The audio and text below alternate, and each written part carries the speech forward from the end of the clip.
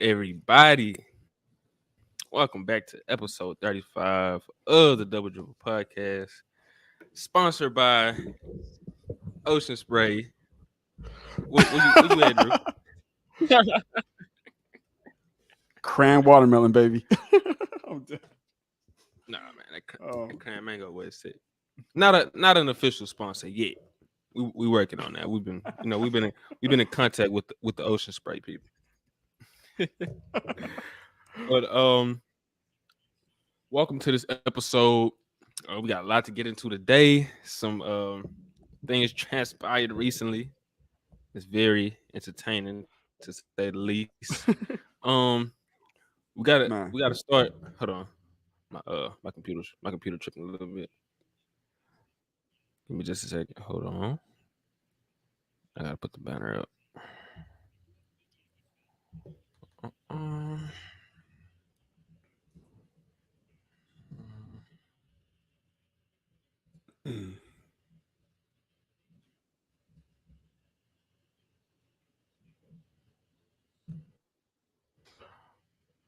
All right, we're gonna start with your boy Drew, James Harden. So, you know what? I'm gonna give you the floor. You can tell the people what's been going on. I mean, we might as well get right into the video because when you show me that, I still can't believe. I thought it was like no lie when I saw like I thought it might have been like edited or like a deep fake or something because like one of those AI. It was it was like so it was staged. I mean, like in a way, like it was really him. It was planned, but it was clearly planned. This man was standing on his logo in China, knowing full with his fit on, with his attire. Had the mic and had them recording and was talking to a crowd of people, and he got an applause. This man, let's play the video. Then we can give a whole backstory of what's going on. Daryl Morey is a liar, and I will never be a part of an organization that he's a part of. Let me say that again. Daryl Morey is a liar, and I will never be a part of an organization that he's a part of. Daryl Morey. My favorite part of the video. My favorite part of the video at the end, he did like this, like a city girl. He said, "Period." I'm like, okay, Harden. Man, he put his foot down. Like this man.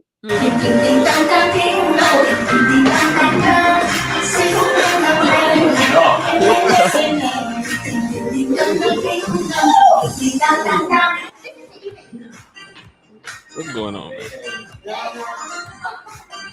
I'm gonna stop. No, this man is being a fool though. All right, so Harden, if you couldn't hear it in that video, he said Daryl Morey is a liar, and I will never be a part of an organization that he's a part of. And he said it twice. And then he literally had to say, "Let me repeat." Like that was just the most extra. To me, that's not just trying to say that like you don't want to play for the Sixers and Daryl Morey or whatever again. That's like almost like you're trying to get other free agents to not want to ever play for Daryl Morey or something like that. Like you're trying to like get people to like you're trying to basically just like ruin any team destination that he could possibly be a part of. Because that was just OD. Like I don't think I've ever seen anything like that in NBA history where a player. That was probably one of the most insane like things I've seen. So Drew, I mean, since Harden, you a Harden guy, get a whole backstory of how this came to be. Okay, so I think like it's kind of multiple things. People are really just speculating on like, what is he accusing him of lying about? Is it because he hasn't traded him yet and maybe he had an agreement about being traded? I think that so we know that they have a relationship going back like a decade. Like he was the one that first, he kind of made Morey a big GM. Now, Morey was also like, he made a lot of moves himself, but that was his claim to fame, was the Harden trade.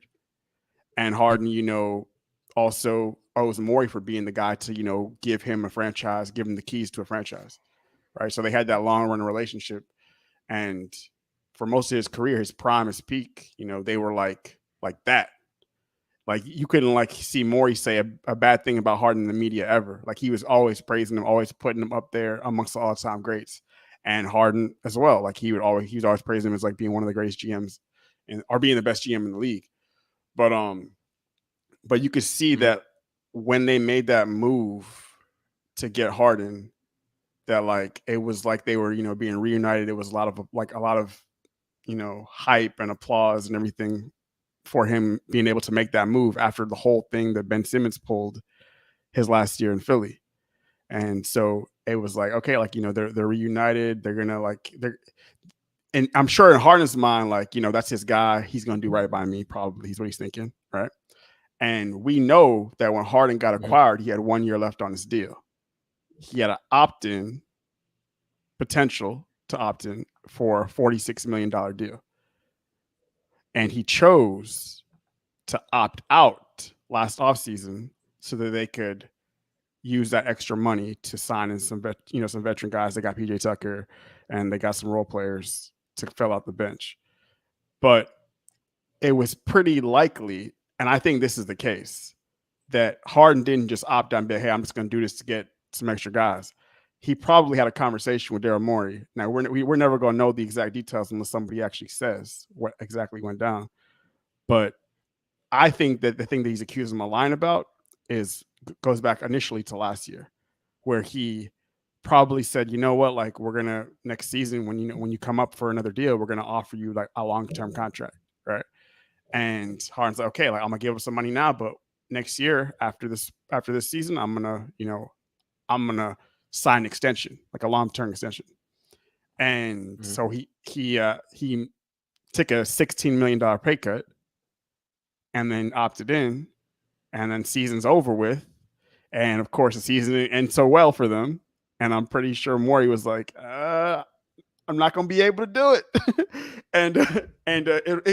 What we don't know is if it's strictly just Morey being like, you know what, I don't know if I want to give you this deal type of thing, or if Morey's also getting pressure from the ownership, because maybe it could be Morey wanted to do the deal, but the ownership's like, nah, we don't want you to sign to this long-term contract.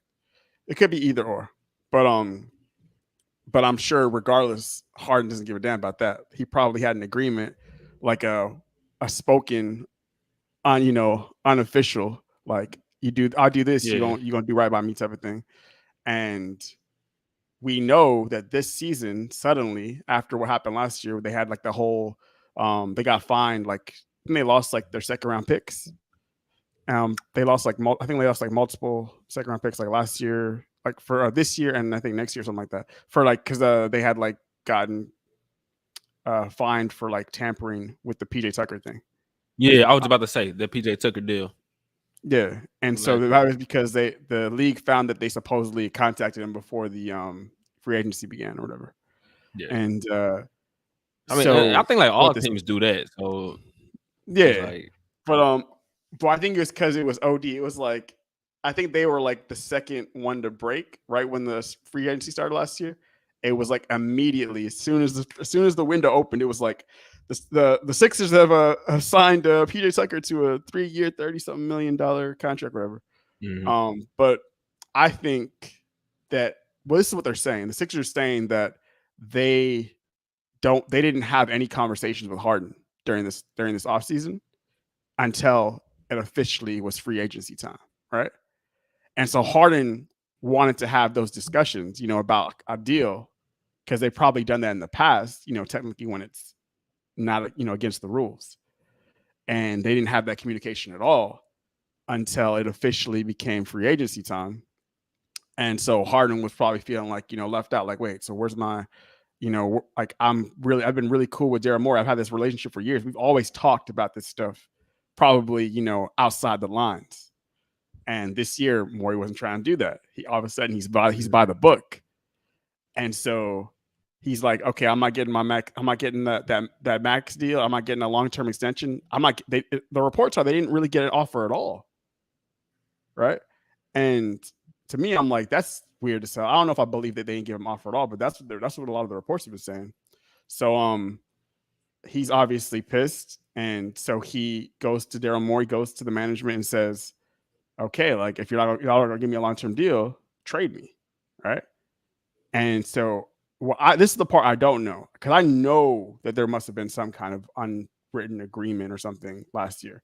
It just seems like it was obvious based on how it went. But this is where there's something like they like shook on. Pretty much, that's what it sounds like. But this is more speculation. I think that he opted in after like they had agreement to like trade me. Like trade me, I'm gonna opt in, and y'all gonna trade me. Like that's why I think it was another thing. I think he's possibly could have been lied to twice, in his perspective at least, that he lied to me about the long-term deal or long-term extension, and now I came to them and said, like, I'm gonna opt in, and then y'all can move me, right? Y'all can make it like a deal better for y'all and better for me, because if he doesn't opt in, he could have just left for nothing. Sixers would have walked. He could have walked to another team, and the Sixers would have got nothing for him. By opting in, they could potentially trade him and get something back. That was at least in theory. Now, after he opted in, what happened? They're not trying to move him at all. They wanted to stay on the team so that they can still be a contender. But obviously, this dude, he doesn't want anything to do with that, because he's really mad about that. Mad about the money. He's mad about that long-term deal. And so now he's throwing a fit. Yeah. And it was clearly planned, but I think that it's going to be just kind of like calling each other's bluff. Because right now, if you look at like the new CBA, like I know you've probably seen this, right? Like he has until I think like November. Like booking it almost. Yeah, I think it's like early, like the first week of November. If he doesn't report to camp, they can block him. They can block him from signing with any other team. Period. In free agency. Yeah. So he pretty much has to report by November. Yeah. But I think in his mind, because like he has an agent, I'm sure he must know, or his agent must know, like you can't sit out by that time. You're gonna have to report. But I think him doing this is a way to probably put some pressure on them, maybe blow it up in the media, maybe MB is gonna be feeling some kind of way. MB might not be happy about the situation. And you don't want to have your other superstar sitting there thinking about maybe he wants to leave because of what's going on with Harden. It's already some rumors, speculating how Embiid could, if they don't get the Harden situation, together, Embiid could want out. It's been rumors that Embiid may want to play for the Rockets or be traded to the Rockets or something like that. Which I mean, I love it. I love it for the Rockets. Not gonna care. I love it. But yeah, I mean, I want to ask you though, the Bills, what did they say? Bills supposed to come. Boys. Oh yeah, Beverly did go to Philly. He did go to Philly, but now the whole Harden thing. So now I don't know if Beverly too excited about that. But I want to ask you though, Drew. What's the contract that Harden wants? Like what's the amount that Harden is looking for? That's the thing. I think how long term? Like what's the dollar? Yeah. I think he would have at least had wanted something like what Fred VanVleet got from. That's not long term though. Was Harden looking for something? Well, yeah, Harden was looking for something more long term. Yeah, I was thinking something probably at least like a 3-year extension. And it was because what if VanVleet signed? Was it 2 years or 3 years? It was 2 years, right? I'm trying to think. I think it was 3. Yeah, it was 3. Yeah, but I think that was something that it's 3. It was a 3-year, 128. Yeah, I'm thinking that he would probably think that he would at least be, able to get something like that on the market, which would not be like a max deal or a max extension. Because that was like 41 million a year. Is what VanVleet got. So was Harden looking for something in that year range, but he was looking for more years? You think that's what he wanted? Yeah, I think it was probably at least a 3-year deal, maybe 3 or 4, and for that extra guaranteed money, probably like $40 million a year on like a 3 or 4-year contract. So I would think probably like a 4-year deal because he's probably trying to get that last big contract or whatever. Okay. So And I I want to think ask you. yeah. No, go ahead. Go ahead. Oh no, and I think a part of why he probably feels extra salty is because he was in Houston with Daryl Morey when Chris Paul was around the same age. Actually, Chris Paul was older, and Chris Paul got a similar kind. Yeah, I don't they were think like he was around the same. as good as James Harden is now. Yeah, even yeah, then. and so he resigned after that first season with the Rockets where he got hurt. He resigned a max extension. The Rockets gave him, like, that was a part of their. And the thing is, that was a wink, wink kind of. Like, we make this sign and trade. We know your contract's gonna be coming up. We're gonna do right by you. Now that's technically not within the rules, but it's clear that's what they did when they made the trade for him. They let him know, hey, we're gonna give you that max deal when time comes up. And Chris Paul said as much. He said as much in like that offseason or whatever. But like it would seem like they were trying to, like, there was a lot of speculation that it might not actually happen or something, but then it ended up happening. And I'm pretty sure Harden was thinking like, hey, like you did this back when I was playing with the Rockets with Chris Paul. Like he probably thinks that the same thing's gonna happen with me because I'm your boy, right? And and it's not happening. So I mean, like that's probably another part of it as well. It's like he's probably banking on that. He also got to remember, I mean, at this point, like Daryl Morey probably doesn't have the same cachet. I think. I mean, it's hard to say because he is the team president, but I felt like he was a lot more tenured with the Rockets. Like when Harden got there, he had already been with the Rockets like since I think 2008. He'd already been the GM. And with Philly, he only really been there 3 years, and including the 2 years that Harden's been there. So it's kind of like I don't know if it's fully. Yeah, I want to ask you: do you think Harden is worth what he's asking though? I think so, but the thing is, we don't really know. I'm just speculating on what he's asking. If he was asking for a max, probably not. But like around like that 40 to like $43 million a year range, I think so. On like a 3-year deal, especially given what some of these other dudes are signing for around the league that I think are not as good as him. Yeah. But yeah, like I think age is also like something to consider when these other guys get those contracts. Because Harden, even though he's still an all-star caliber player, still one of the best playmakers in the league, can score a lot, certain games when you need him to, like the old Harden, like a max, a lengthy max contract at this age. I mean, okay, if Daryl Morey said he was going to do it, if they shook on it, you got to be a man of your word. But I mean, all James Harden, and he's still learning this. Like, how many years James Harden been in the league? 13, 14 years now? Maybe 15? 2009. So yeah, 14 maybe years. 14 years. Yeah, he's still learning. NBA is a business, and yeah, actually, I was mentioning this. Yeah, he did like one of his first off-season interviews. She actually asked like a decent question. Like they usually give a lot of these BS questions, but she was like, "What's one thing you learned this off-season or this year in your 14th NBA season?" And he was like, "I learned that this league is a business. This sport is a business." And and he kind of like was like laughing like when he said it, but like he kind of was pissed. You could see it. He kind of was like when he was saying it. And like now after he said what he said, I'm like, damn, this whole time he was probably like, I'm like, that was building up. But I don't know if it's gonna work. I mean, to me, it's like you're really just banking on like, maybe like Joel Embiid is gonna like ask for a trade himself or put some fire under the front office himself and be like, hey, like y'all need to move him and get something because I'm not trying to start the season and have like a Ben Simmons type situation or whatever.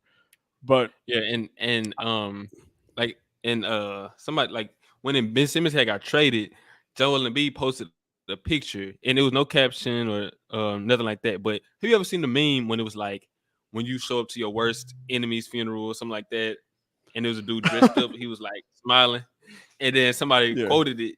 Joel Embiid posted that when Ben Simmons got traded, and somebody quoted just recently after James Harden news came out, and they said, um, how many bridges does he have left?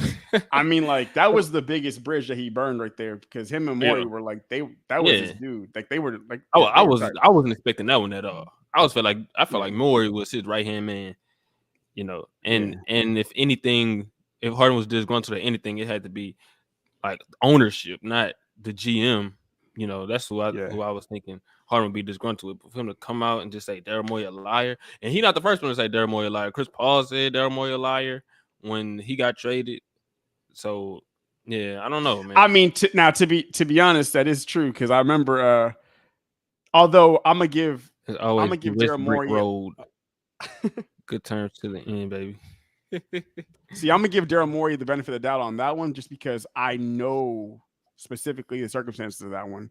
While this one, we don't really know the truth of the situation fully. So with the Chris Paul thing, Daryl Morey said, "I'm not trading Chris Paul," and like a week later, he traded Chris Paul for Westbrook. And so technically, it looks like he's a liar, but really, he was just trying to keep his job because that fool. And I still think he's a fool. I can't stand this. Our owner, the Rockets owner, I should say, Tillman Fertitta. He went on I think First Things First on FS1 or whatever, and he was saying to like Chris Broussard and them and Nick Wright and those dudes, he's like, there's a lot of people in our front office that are dragging their feet on trying to make a move. And so I went in there and I told them to make the trade. He literally said, like, he basically said he went in there and told Daryl Morey, trade Chris Paul for Westbrook. And that's a good point. Yeah. Good point. And so he did that. And like if your owner's doing that to you, there's not really anything you could do, but just like you pretty much, unless you want to lose your job. And he already had the heat of the whole China thing, right?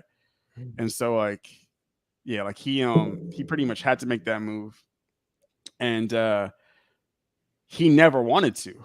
Like you could tell if you look at the whole leading up to it, he after he made the move, he kind of had to sell it and make it work. So he ended up trading Clint Capella, try to maximize the situation, you know.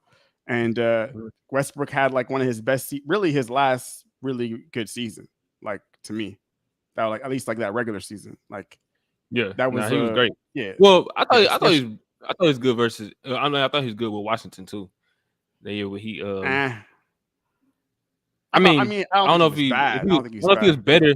I don't think he was better than the Rockets one, but I thought he was really good. Like he definitely. I think that was his last All-Star caliber season. I said that. Yeah, I think with what they did in Houston is they basically just like they unlocked him scoring. Yeah, definitely maximized him with the shooting and with the paint being empty for him to create, and I think that was one of his most efficient seasons. He was a beast. I ain't gonna lie, because he was getting to rim and finishing a lot more. Yeah, because I remember like Harden was going crazy. Harden led the league in scoring that season, but Harden had like a little rough patch with it. I think he got hurt and like he wasn't as good for a minute. He got hurt like I think like in like mid, like maybe the second quarter of the season. I think he missed like maybe like 7-8 games, something like that. And those last couple months, like before the bubble, before the shutdown of the season, man, Westbrook was looking like a monster. And then unfortunately he got hurt. Yeah. Remember he pulled his calf and but it was a quad. I think it was a quad.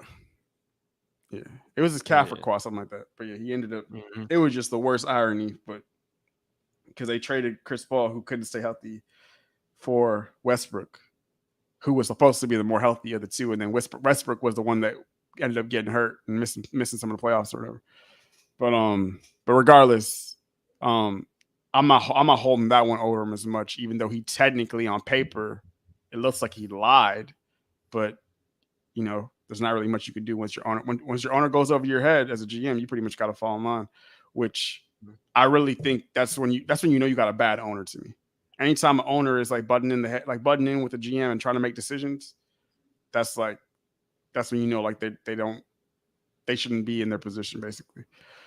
Because but regardless, it's just gonna be like who's gonna call who's bluff. I think Morey's gonna end up winning this little standoff, even though Harden like is well, we gonna see what happens long term as far as like free agencies willing to sign with Daryl Morey and future moves, if that's gonna have an impact on that, because I'm sure that's a possibility as well. But as far as like as Harden's concerned, I think that he's gonna end up playing, reporting to camp, and we'll see if they move him at the trade deadline or what. But I don't see him sitting out and then basically losing his entire career. Like basically his career would just be like they would own him literally. Like he wouldn't be able to leave in free agency. He wouldn't get paid. He's gonna report to camp. And I don't think that they're gonna trade him before that. We're gonna see unless something just drops out of thin air and they get a deal or somebody's offering something that I just don't think it's gonna happen. I think he's gonna start the year, and we're gonna see if it's we're gonna see what kind of situation it's gonna be because he does not want to play. So is he gonna show up to camp and like I don't know if he's gonna show up to camp and start dogging it again, but that's the last thing I want to ask you before we move to the next topic. How do you think this eventually plays out? Does Harden gets what he wants in the contract or the trade to the Clippers, or does Daryl Morey and the Sixers win this bluff and Harden just comes back and he's disgruntled and they figure something out after the season starts?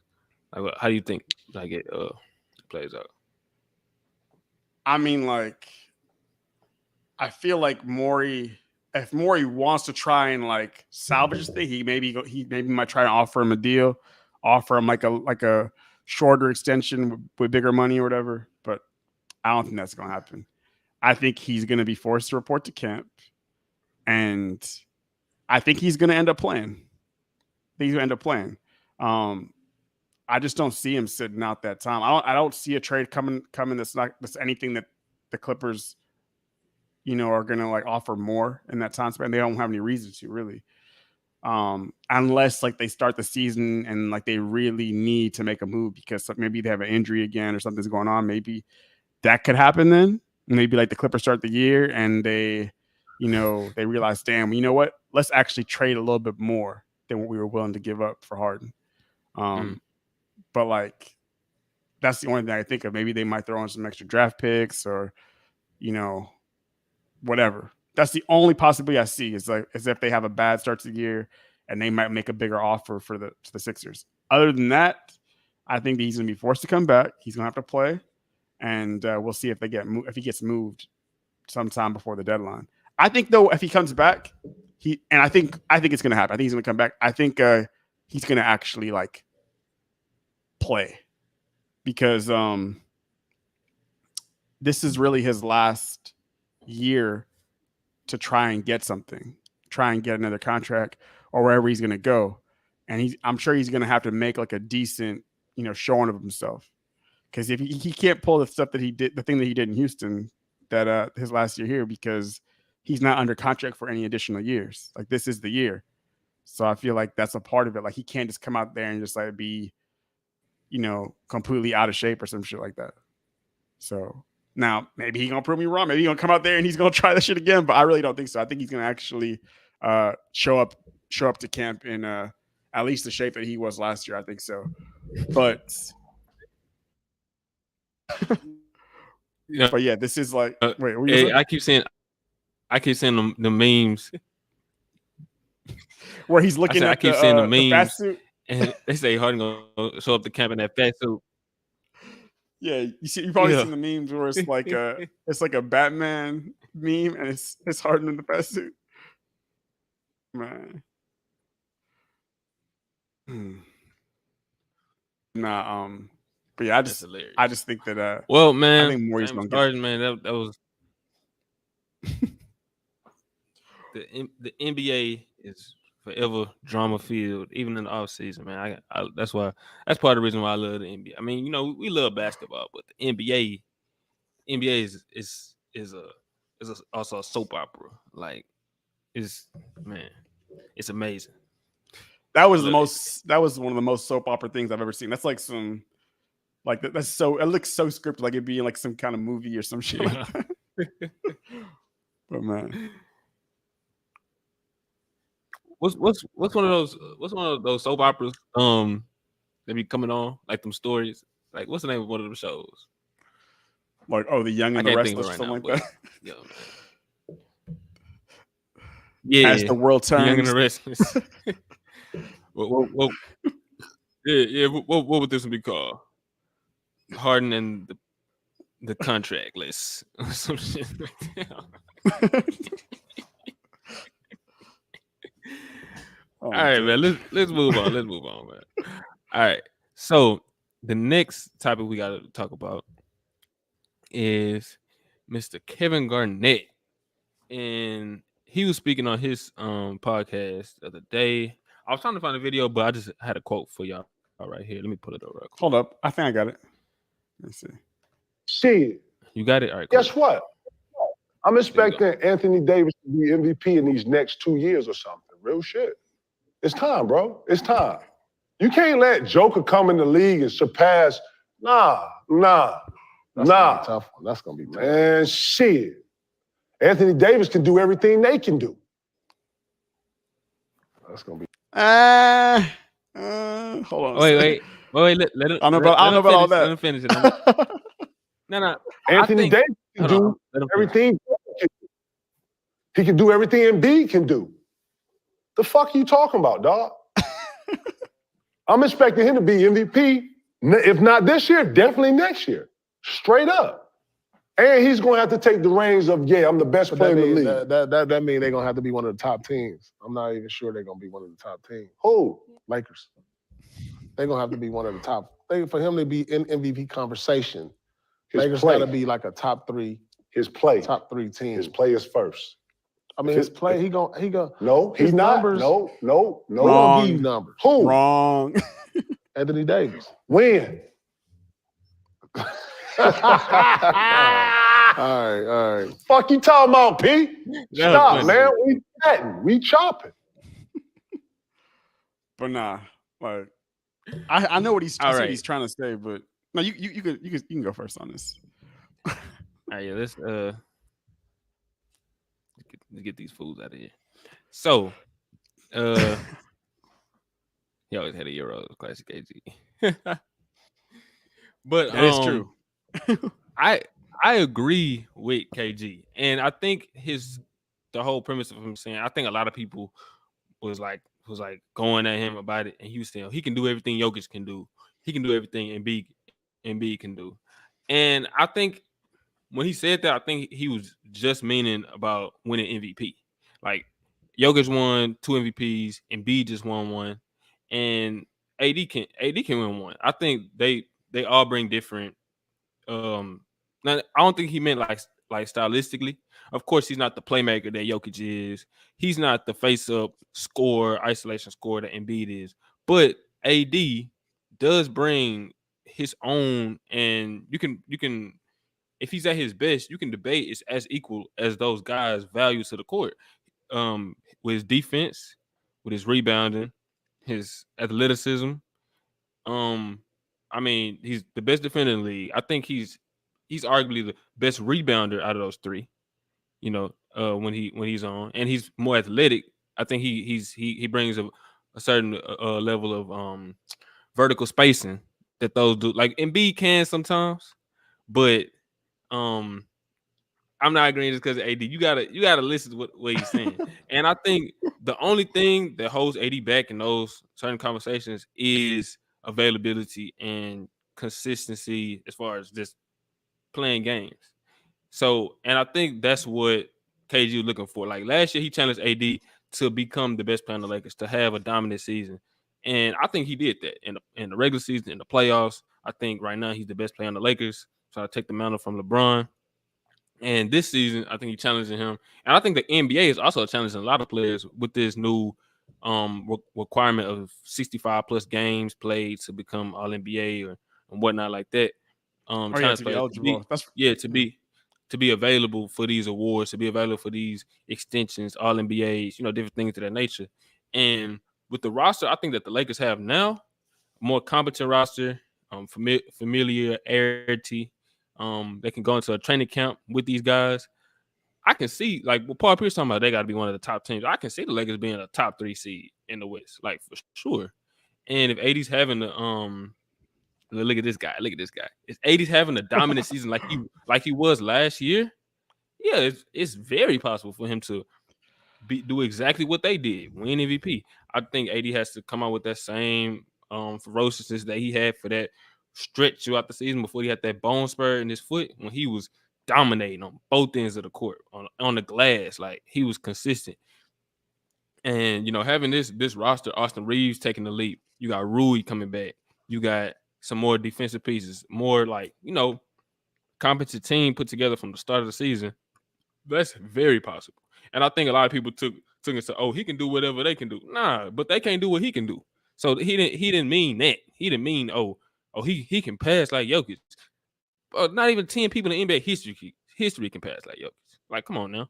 Joel Embiid is one of the top 5 players in points per game in NBA history. You look at average points per game in NBA history, he's in the top 5. So no, he's not meaning exactly what they can do, like stylistically on the court, but he does bring his own value to the game. Like with KG himself, KG couldn't score like Shaq or Dirk, none of them, but he won MVP. Why? Because he brought his own value to the game when he was dominated. He was rebounding, he was scoring, he was passing, like he was defending. So that's what I mean. He won MVP like them. So that's all I said. But yeah, I can rock with the KG. Yeah. So I hear him, but unfortunately, let me say this now. Hold on, before you go. No, let me say this now before you go. There's only been 2 players in NBA history, should have been maybe like 4 or 5, maybe 4 or 5, that pulled off the trifecta. And AD will be no. Is it trifecta? No. You're talking about like the Finals MVP, and Defensive Player of the Year? Is that what you're talking about? The trifecta. And I feel like it should have been Shaq. Yeah, and I feel like it should have been LeBron as well. Now, me and you had that debate about LeBron and Marc Gasol, things like that. But the only 3 that's done it now. Yeah, it's only MJ, 3 that done it, Giannis, 2. It's MJ. I mean, you mean in the same season, or you just mean ever, like period? The same season. Oh no. The only person that's done it in the same season is just one. It's only one. Just Hakeem. Oh, you're right. It was Hakeem. Yeah. Hakeem's the only one did it in the same season. Yeah. There will be now a second guy pulling off the trifecta. There will be another second guy pulling off the trifecta. Okay. All right. I'm sorry, man. Hey, free money right now. Fly to Vegas. Let's all just remember MVP, Defensive Player of the Year, and Finals MVP. Put it in right now. If you want some free money, I'm telling y'all, this isn't a donation. This is an investment. Go do it now. I'm telling y'all. I ain't gonna do it. Let's all remember that Destin is a Lakers fan. So let's remember that. But anyways, it's not gonna happen. All right. Reality. Here's the reality take for you. All right. He is never gonna win MVP. He's gonna retire MVP lists. Oh, and the biggest reason why, number one, is he plays with LeBron James. That's number one. He plays with LeBron James, and as long as he plays with LeBron James, and LeBron James is not washed yet, all right. I mean, he's on the decline. He's not the same superstar LeBron that we know, but he's still clearly a star level player, right? And he's still. Didn't he just last year lead the team in scoring? I'm pretty damn sure he did. Am I wrong? Am I tripping? He led the team. Yeah, he did. I mean, a lot of that was when AD was out, but yeah, he did. Yes, yeah, so he did. And as long as he's in the conversation, even looked at as the main guy on that team, AD's not gonna get the bulk of the credit, right? And LeBron has so much that comes along with him that I just don't see. If the Lakers have a great year, LeBron's going to get MVP consideration. LeBron's going to get MVP votes. If the Lakers are in the position of a top 3 seed, a top 2 seed, a number 1 seed, anything like that, guess who's going to be getting votes? You honestly think AD just going to be just stealing all the LeBron's votes? No, absolutely not. It's going to be a lot of LeBron votes. And so most likely the other guy in the NBA, whether it's going to be Jokic again, whether it's going to be, who knows, Giannis or somebody like that, they're going to get more votes. They're going to get more first place votes because they are looked at when it comes to their impact as being far and above the best player on their teams and the most impactful. As long as AD plays with LeBron, that whole impact aspect, LeBron's going to share a huge segment of that. And AD's not going to be able to, he's not going to be able to take enough of the credit. I'm sorry. He's going to have to be the guy on his team when LeBron retires. He's going to have to be that guy. And he's going to have be able to shoulder the load and show that he could be, consistently dominant offensively and defensively without another, I'm sorry. It's true. He's going to have to be that. And so, if you're going to keep it a buck, that's not going to be the case. As long as you're playing with LeBron, LeBron's going to get some of those votes, and AD is not going to get the bulk of the credit. Hey, Dre. Hold on, Drew. Hey, stop glazing, okay? Hey, and also another thing we know, and we have to be honest about this. As great as AD is defensively, one of his, I guess you could say, he's not like he's a bad offensive player, nothing like that. But it's one of his weaknesses is that he does have a lot of inconsistency when it comes to his production offensively. He'll go on a tear where he'll be like 5 games straight, dominant both ends, dropping 30 and 10, dropping 35 and 15 or something like that. And then he'll have a stretch of some underwhelming offensive performances. And that's not the case with AD. I mean, that's not the case with Embiid. That's not the case with Jokic, right? Okay, they are night in, night out. They don't have the consistent defensive efforts that he gives either. No, that's true. But you have to, you like, as great as his defense is, when they're looking at MVPs, they're looking at those crazy stats, those ridiculous numbers, especially when you're looking at these other guys out there. We know Embiid's going to have probably another close to 30 point per game season, if not 30 plus again, and double digit rebounds. We know Jokic is going to be flirting with averaging a triple double again on super elite efficiency. We know Giannis is going to be try hard Giannis, once again, going crazy. We know those guys' numbers are going to be better than AD's, very likely. And their scoring is going to be higher than AD's, very likely. And so those guys also don't have anybody with the level of cachet, legacy, notoriety on their team as LeBron James. And like I said, LeBron, like he said, he's not one of the, he thinks he's at least better than 90% of the guys in the league. I agree with him. I think he is better than at least 90% of the guys in the league. And that's not going to be something that's going to help AD's case. I don't see the media giving AD that level of credit. So, yeah, I just think it's unfortunate, but not going to happen. Not going to be able to do it. Like Daryl Morey said, not going to be able to do it. Well, let me tell y'all now, Andrew is a Laker hater. Just like he says that I'm a Laker fan. All right. Absolutely not. Andrew's not a Laker hater. I'm not a Laker hater, all right? I only hated the Kobe Lakers, okay? But all right. Well, I think you have a very how would I say? I think you have a somewhat casual look at how this could play out for AD. I think just winning MVP, although it doesn't really mean that you're better than a guy or you're worse than a certain guy. But winning MVP is largely due to the narrative around you that the media wants to portray before the season starts. Like things like that. And I think KG planting a seed like this, just given his platform, given who he is, can stir that pot a bit. I think most people that watch basketball for real, they know AD is now better than LeBron. Even the media, they know. Now LeBron does have the salute my boy Dev. Always tapping in, pulling up. Appreciate you, bro.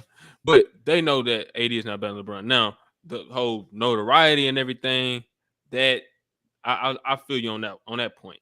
But I think KG, planting that seed or whatever, can stir the pot a bit. And I think AD definitely has the game to be a guy who wins that award. Of course, we both believe that he can win Defensive Player of the Year. And if the Lakers are contenders, they make the finals, it's possible that he could be Finals MVP. But for now, let's just focus on MVP. Yeah, I mean, I definitely think it's possible. I mean, I don't think the LeBron thing is as if you're talking about LeBron from like 3-4 years ago. Yeah, like the year AD was great in 2020. He was amazing. He was a superstar, a top 5 player, all defense, all NBA first team, whatever. And LeBron still was second in MVP to Giannis. Yeah. And I think if that season didn't halt, no, I agree. But where was AD? Was AD really getting any serious MVP? I think he was top 10. Consideration? Top 10. Yeah, but not really anywhere close, right? But LeBron was up there, right? Yeah, but and AD AD had a really damn good season too. Like AD was hooping, right? Yeah, but this is what I'm saying though. AD, I mean, LeBron isn't that same LeBron now. I mean, he has some injuries. He's still great, but LeBron was like way more reliable physically. I think back in 2020, he just, he just lost a bit of the step. He ain't gonna have that same responsibilities as being the full-time point guard that he was in 2020. And I think Darvin Ham has kind of unlocked a level of aggression from AD. I don't think that Frank Vogel was able to pull off, at least from an offensive standpoint, because I think he had his best scoring and most efficient season this past season with Darvin Ham. And he didn't even start off the season that great. But then, he had that long stretch when he was amazing. He got hurt and he came back and he basically would lead us to the playoffs, because LeBron was hurt before the playoffs and AD was keeping us above water. He was dominant defensively throughout the playoffs until, that matchup with Jokic. So, yeah, I mean, I think, man, stop hating Andrew. AD right, let's amazing. Let's keep it a buck. Who's likely to play more games this season?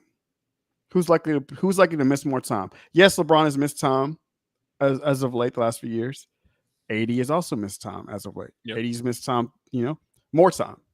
Do you really think LeBron's going to miss more games than AD this year? Yes. If you had to bet on it. So you think so? You think AD is going to be more available than LeBron this year? Yes, I do think he'll be more available than LeBron this year. I don't know how available AD will be, but I think he'll be more available than LeBron. Okay.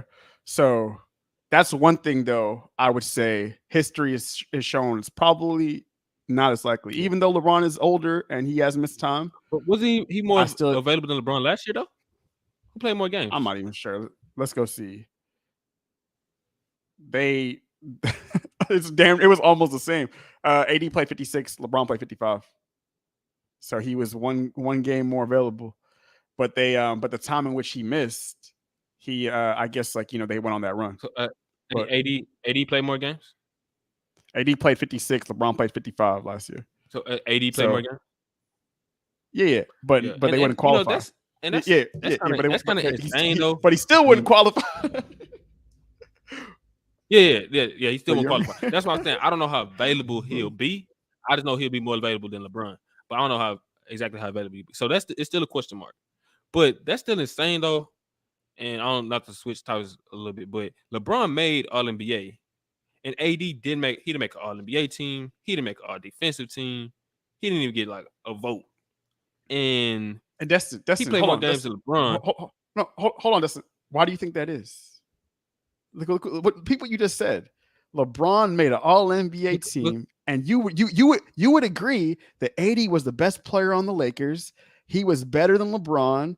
Most of the media knows that he's better than LeBron, right? No, it's because No, oh no, okay. But still, no, it's definitely because he didn't play enough a lot of games. He only played 56 games, like you said. Now, and part of LeBron played one game less. But look, part of my belief of AD being able to win the award is he has to play the games. So if he don't play the games, it's like it's nothing to talk about, you know. But my whole thing was AD didn't even get consideration. Like that's just you know some of the media just being like idiots. Yeah. That's just part of them. No, I agree. I think he should have gotten consideration. I think he should have been on one of the teams. But LeBron was on one of the teams because it's LeBron James.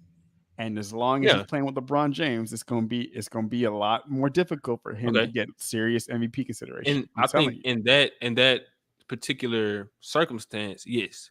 But in a scenario where AD does have a healthy season, he plays 70 games or something like that, and the Lakers are a top 2 seed, and he is dominant both ends, and KG is out there. Yeah, what I say? Didn't I tell y'all niggas, you know, shit like that? That AD could be like that, then that's all it takes really for you to win MVP. I mean, of course you have to have the great season. You have to be healthy. Don't get me wrong. But if the media is talking about, like, I think somebody came out and said before the season started, if Westbrook average a triple-double and OKC make the playoffs, he gonna win MVP. And that's exactly what happened. And he didn't even have a better season than Harden that season. He probably didn't have a better season than LeBron or Kawhi that season. But so somebody planted. But it was multiple factors Westbrook had going in his favor. Yeah, the whole KD thing, and he had the KD narrative. Yeah, he had the triple-double narrative, and he also had that he was carrying the team. The whole OKC Thunder team was on his back, and he was carrying them to dubs, and there was no question who the best player on the team was. Period. Yeah. Unfortunately, I'm just saying, long as you have that narrative behind you, you can get the award. You produce, you can get the award.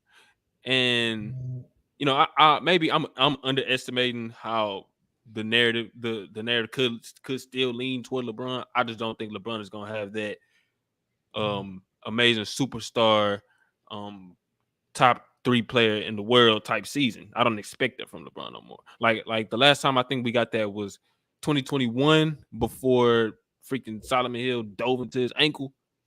And then after that, it's been real up and down with his health, and his jump shot was like bad last season. I think he's gonna come back to him. I think LeBron's still gonna be a great player, but I think it's still gonna be clear in the way that this is AD's team. Now, maybe I'm wrong. We'll see how it goes. But no, that's my take, man. And I don't, and I haven't done a whole stuff that, but AD definitely one of my names that I'm throwing in there right now. And I think the Lakers gonna have a much better season to start off and to finish than they had the season before. So I think that's gonna contribute to that. We shall see, man. Was I glitching? A little bit, yeah. You were a little bit. You were cutting out a little bit, but no, you can now.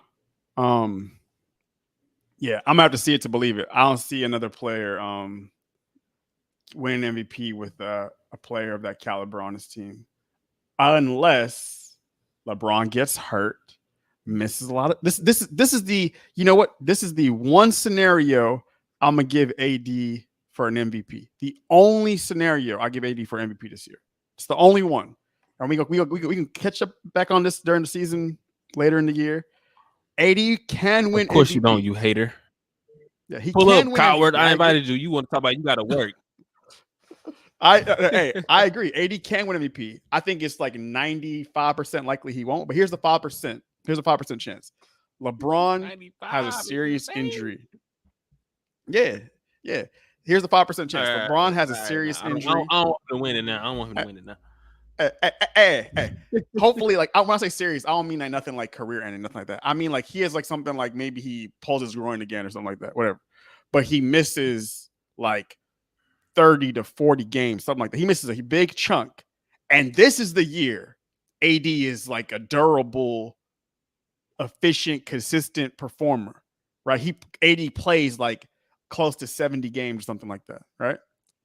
And LeBron misses like a bunch of time. And during that time AD plays, the Lakers don't just have a winning record. They're one of the best teams in the league still, with AD, elevating all these other guys, these role players. Austin Reeves playing well, all these other dudes chipping in during the time LeBron's out. AD's gonna get the bulk of the credit then, and people are looking like, oh damn, AD might be the best player in the world right now. This is his team. He's better than LeBron. Matter of fact, you can't even deny it because LeBron's not even playing a lot of these games, and the Lakers are still winning. That is the narrative, but that narrative doesn't exist right now, right? That's a narrative that could happen. I just don't see it. I mean, we're gonna see. That's very improbable to me though. That LeBron's gonna miss most of the time, and AD is gonna be the one that's gonna be able to carry the load. Because we see when AD has to carry the load, he usually ends up going down and missing time himself, right?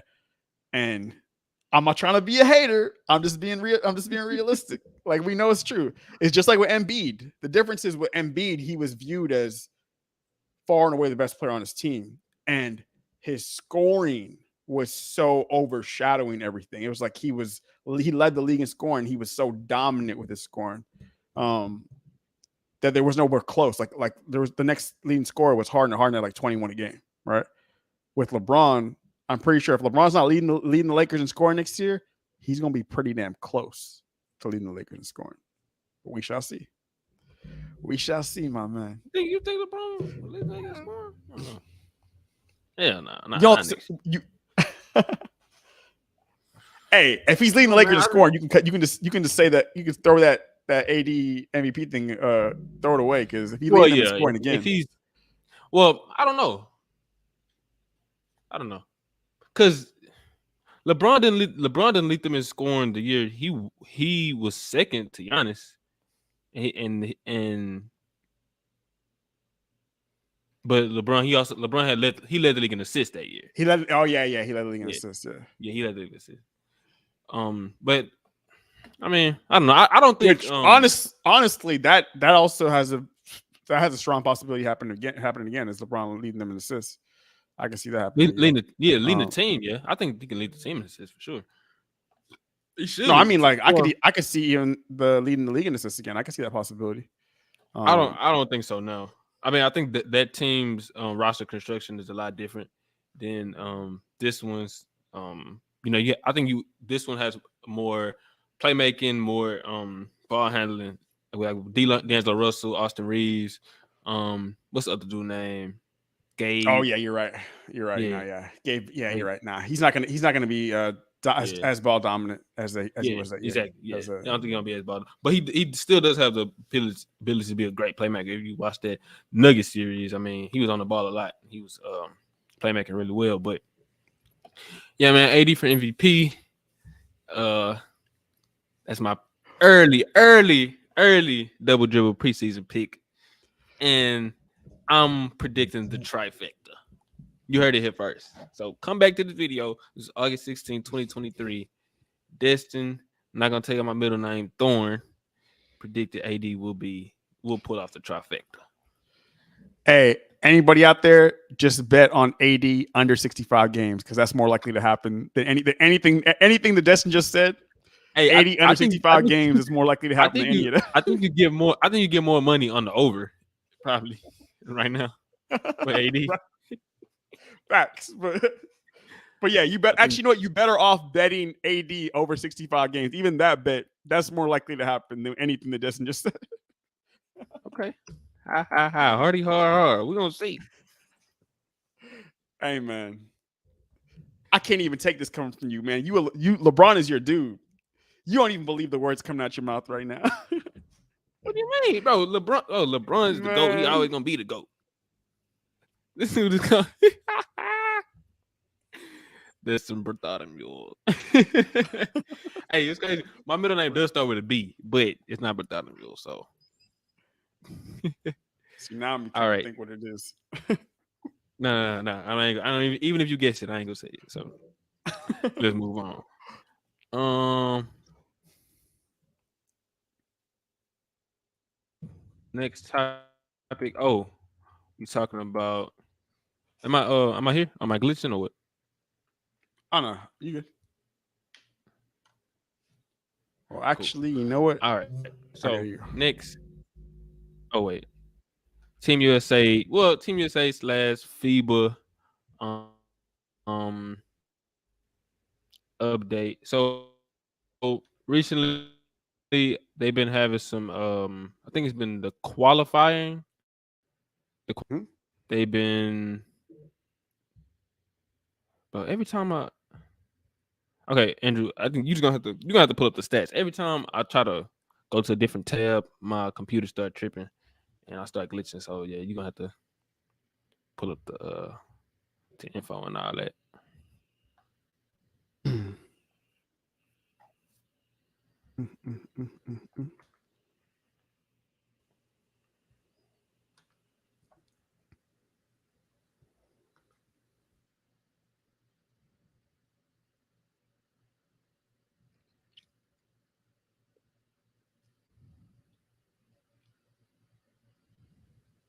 Let's see. I'm trying to find this.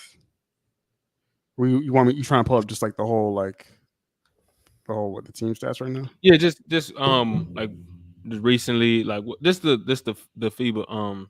I had a site open, but I don't want to click to it because my computer tripping right now. I think I got to delete some stuff. But just they recent games, Canada. I was gonna talk about. Well, while you pulling that up, I'll just talk about it a little bit. Canada recently faced, I think it was Germany, and like that game went down to the end. RJ Barrett had like a nice game. He had like 31 points. Dennis Schroeder was looking good. He had like he was trolling Dylan Brooks throughout the game. But it's something that I want to that I just saw earlier today. Jamal Murray just dropped out of it. He was supposed to be a part of Team Canada for the FIBA games, but he just dropped out of it. And I thought he was a key piece. He was gonna be like their second best player alongside Shai Gilgeous-Alexander. And he just dropped off. And I was reading an article about it earlier today, and it said that I think it was something about due to his fatigue and I guess like wear and tear, just going through the regular season, through the finals, and his recent comeback from the injury, that it was smart of him to just gain the additional rest and recovery in the offseason rather than being a part of the FIBA games. So he recently just dropped out of it. So I think that's a big thing. But I also do think Canada still poses like the biggest threat to Team USA as far as contending. And I've been watching all of Team USA games recently, and they just faced Spain, which was a really good game. And Yeah, the I think Lakers. that was the closest game they had. Yeah. Yeah, I think Jalen Brunson had a really good game. He's been consistent. Anthony Edwards has been good for them. Mikal Bridges, Tyrese Halliburton, um, Austin Reeves, of course. Austin Reeves just been a steady, consistent, efficient force for them. Yeah, he that guy, man. So, would you have you been watching any of the games, the FIBA qualifying games recently? Nah, I only watched the only two games I've seen so far is just the Puerto Rico game and Slovenia game. I didn't actually get to see the Spain game. Oh yeah, But the Slovenia game. Yeah, they humiliated them. Slovenia game And was Luca ducked Austin yeah, he Reeves. was sitting out with an injury or whatever. But what's this dude?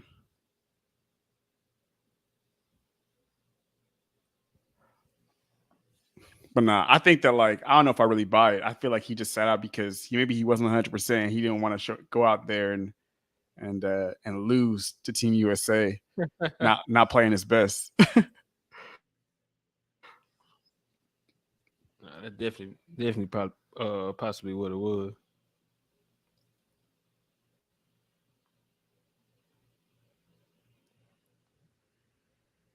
What's that? So Jalen Brunson was 8 for 8 from the field. I'm gonna put it on the screen. Let me see if I could find it. It should be there now. Yeah, that's from the recent game versus Spain. I mean, you see Austin Reeves. Not too crazy. Just 11 points off the bench. 80% from the field. Just regular amazing player. 2 steals, did it defensively.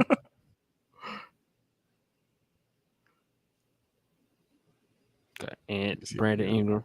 I mean, they buying in, and the coaching staff is crazy on this team. Like it was, I saw Steve Kerr, Eric Spoelstra, Tyronn Lue. Like that's some people. I think that's an important aspect of this. That's like 3 of the best coaches in the league. Oh yeah, I forgot they had what Juan Hernan Gomez. It could be This is what I like about hey with the lift. Bring it all the way. Don't How play about with that him. big time? Send it in. Pretty good cover by the USA. Damn. Stays with it. Able to take the ball away. All right, Jaren Jackson looking like the defensive player of the year right there. Good D here, taking away that entry pass under the rim. Did you see? You don't even believe it. Did you see earlier when they about that? Team USA posted a highlight and Anthony Edwards went for a dunk, and then Jaren Jackson didn't jump, and then Anthony Edwards talking to him. He said he was like, jump, nigga, ain't you the defensive player of the year? Like he said something like that. Get back and cover though. Like he was talking shit. I was With the like, dang. three, can the United States hit from range? It's been a struggle early on. Anthony Edwards. I mean, they don't really have that many shooters, to be honest. Tough shot. Jackson, good rebound and finish. They can Their best no, shooters that was- probably what? spots. They It's don't probably mind Brunson or switching Reeves, right? The length to challenge shots like that one. Cam Johnson. Oh yeah. Second chance. Right here. holds Forgot his about own, Kim. but the shot floats over. Hernan Gomez so clever. Oh, look at that around man. rim. Just Score. it's too easy for him, man. Just a nice little pull up. Offensively. He wasn't like a big time draft pick. Got to finish. To Got to stay on him deep. Oh, good pass. The Good drive block. to the rim. I'm dead ass trying to Good think projection who Spain has inside. anymore. Spain's falling so off now because all their all-time greats are out the league basically now. Marcus This is where they hurt you. Like I know Rubio's not playing with them no more, right? Or is he? Deep. I don't think Bit so. of a mismatch that time. No, he's not playing with them anymore. Good At finish least not by this year. Jaren Jackson. Boy, quick hitters, Kevin, too. Oh, yeah, the only dude I see is Ooh. Hernan Physical Gomez. play down low. And It's count the two bucket, Hernan a chance Gomez, for actually. one more Yeah, at the line. twins, yeah. Hernan Gomez once again making Oh, moves that inside. full of Breens. I forgot he was Gomez on Spanish. four now. Remember that dude that used to Backup play point on guard. OKC?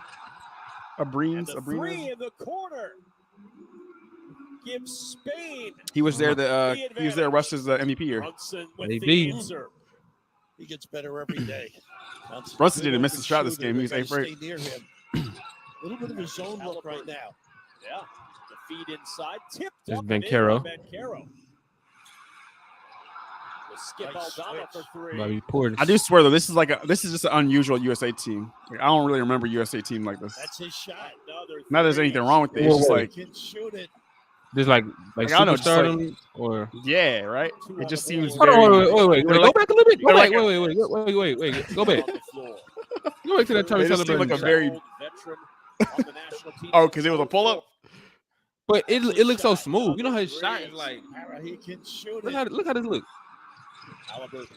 That was more smooth. Look at a different form almost. But I when I've been watching That's his shot. 3-point shot just looked the same, He can shoot like it. from the shot and everything. But this one look Halliburton. Yeah, it looked a little bit Nah, that faster. looks smooth as hell. Rudy Fernandez, the veteran I on wonder the if he's floor. been trying to alter his release. I doubt it, but that looked different though, for real. On the national team since 04, had to shoot quick. Rebound. A rebound. Rivera. You mentioned And the Rudy. skip Hey, by ooh. Aldama. Fell asleep. Santi Aldama, Did it okay. Just after the miss. Good pass. Cam Mhm. Johnson's three Damn. will fall, and the U.S. back up. Good ball movement. He can Okay. really drill him too. Got him. Pretty good handle and fine. There's the open look. Really good basketball. Brunson, the catalyst. The hockey assist. Rudy Fernandez, the veteran, got an open. Rudy He Fernandez. knows what I remember Rudy Rudy Fernandez. He don't play in the league no Trailblazer. more, but yeah, Nah. I remember Rudy. He didn't actually. He actually could have stayed in the league a little bit longer in NBA. He left like when he was really young. Because they were paying him more. They gave him a bigger contract in Spain to play there than What to play a here. cut. You remember I think his name was Miritich or something like that. Like he had played with Yeah. He could be in the league right now, but he went back to he went back because he was making more money over there. Yeah, he played with the Pelicans. He was good. Yeah. That year that Boogie got hurt. I bet he not playing in this because Bobby Portis on Team USA. Bobby Portis knocked him out. Bobby Portis had that man looking crazy. Talk about soap opera story. That was the one right there. I forgot about that one. All the way to the rim. Mikal Bridges with the finger roll. Ingram's three, a little strong. Tap out though. Hey, Spain was giving them a test a little bit. How about this kid? Oh, light it up. Yeah, thanks. This is a great game. Slap out. Missoula again. Nice Dropped ball. off inside. Hernan Gomez shot blocked. Woo-hoo, Jackson. The trail three falls for Mikal Bridges and the Nova connection. Brunson to Bridges for three. Again, the zone on the out of bounds. Nice trap. That's that Villanova connection. Brunson and Bridges. Traffic to clear to get the three. 10 now for Juancho Hernan Gomez, and the two drops for Anthony Edwards. And Not a a good turnover. play. Albert. You're not leaving your feet like that. Oh, damn. He tried to kill that man. Yeah. He barely got off the ground. Hey. Hold on a second. What was that dunk attempt, though? He barely even got off the ground on that. Goodness. I'm dead. Gomez, and the two drops for Anthony Edwards. And Not a a good turnover. play. Albert. You're not leaving your Like, feet like that. look at how he tried to dunk it. Nice Gomez showed up with one hand. No He didn't elevation. even get above the rim. Push up the floor. Edwards all the way. He'll push that one through. How about that same hand change? Goodness. The blow by. Okay. Poked away. Yeah, Reeves. With a two-hand flush and an exclamation point. That was a good Going close to into the half. halftime Team locker USA. room, the U.S. up by 10. Hernan Gomez inside. The runner with a left hand rolls home. Willie Hernan Gomez with 9. They're trying to give him some minutes. They Yeah, attacking this man, They go Jackson. inside again, and That's good D, though. this time. But then the three from the corner, and Spain off to a hot start as Alex Abrinas finds the range. Oh, I remember him. Yeah, I remember him. Yeah, he was the one shooter on the Who OKC is team. on Like, this Team I remember USA him. coaching staff, not in Spain this weekend because Dwayne Wade went into the Hall Hey, of Fame. man, He was they there moving for the that ball. Offensive rebound and a putback, and Spain within 3 as Abrinas tips it in. Yeah, really. oh yeah, they did make a little run right here in the third. Yeah, I think they were down in the fourth quarter, if I'm not mistaken. Like Team USA was. 9-0 burst out of the locker room for Spain. That shot be killing me. A leaner He be hitting it sometimes, though. ends the run. His shot is ugly, but Gomez, too that's easy. goaltending. Gotta be What solid you on that mean, defensive Jackson? end. You know it's goaltending. Good pass. Valley Hey, pass, nice cut for the nice look. Halliburton will inbound. Gotta get it in. Ooh, Wilson tough. trying to take over, and he's got 2 yeah, more. JB. And he can. On the cut Damn, he tried to kill Oh. him. by Edwards to prevent the 2. He thought it was all ball. Top of the Yeah, key. go to work, also. Bi. I gave you the ISO. Lay here. Oh, 2 Look at more this kid. for Ingram. He's got 9. Oh yeah, Ant. Takeaway. Edwards Cookies. with the steal. Coasting to the other Good end. travel. I knew that's what it Travel was. is called. I And think a he did, though. turnover. Nice ball fake again. Nunez for 3. 1-point game.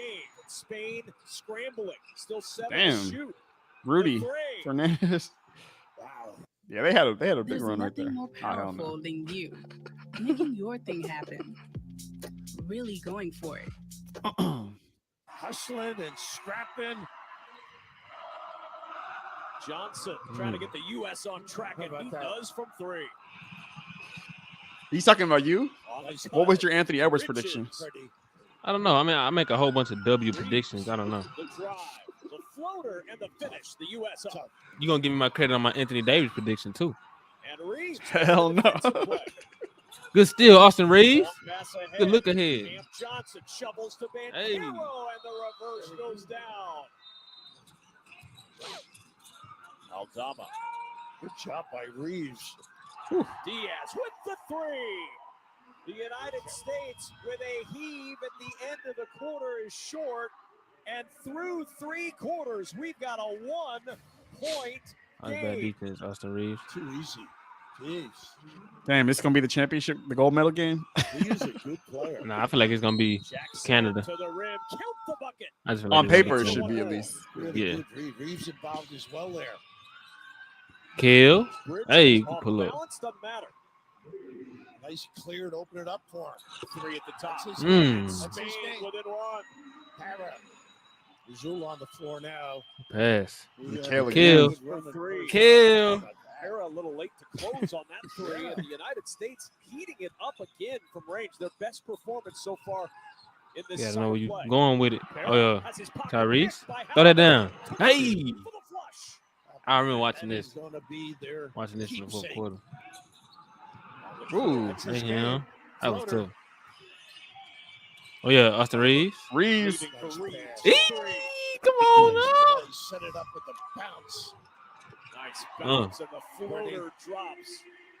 That's that drop defense. This was Yeah, the pull away take off moment right this here. game. Herman Gomez. Jackson, knifing okay. inside. Got the mismatch against the smaller Mhm. arenas. Damn. Underneath, frustration for the United States is an easy 2 for Hernan Gomez after Jackson hit the deck. Edwards This was to tough. the corner. Ooh, that was Edwards sick. showing his athleticism. You know where it's going, so you got to be ready. Little dribble drive or a post up. Good That block. was play the game. Attack. That was dagger right there. Edwards Yep. to the rim with a flush. Yeah, and Looking on in disdain. The D man. creates the rest. God given. Brunson dropped Yeah. underneath, and that's Ingram. And a foul on the perimeter as Nunez gets to the Nice rim. wrap, They'll though. give the continuation and a chance at one more. And there's Brazula, that little runner, tipped in. They gave him a nice Yeah, little he's run gonna for do like it. 3.5 quarters. Really, it's the last few minutes.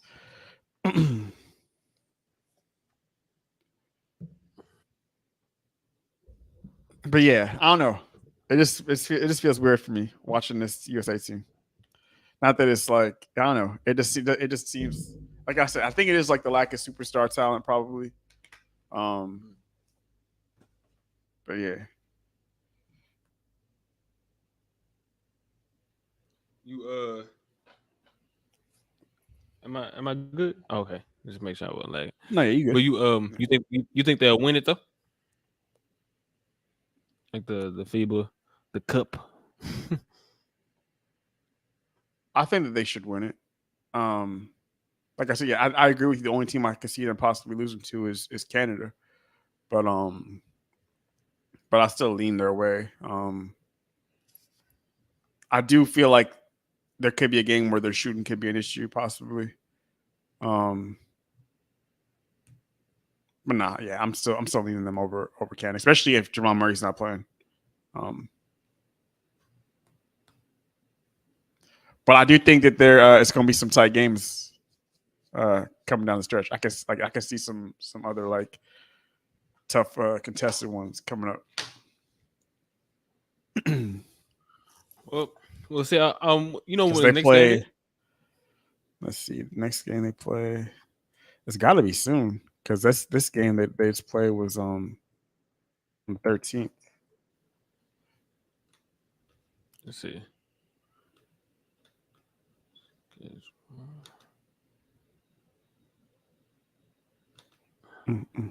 They play Greece next. That's When is that? That's on the 18th, so it's Friday. They play Greece on Friday. They play Germany. I'm off. But on it said like Sunday. it said 3 in the morning, Yeah, like this time. Which it's all good. So I got to get up. So I'm watching that game early. Wait, you said on the 18th? I don't see that. Yeah, they play Greece on the 18th.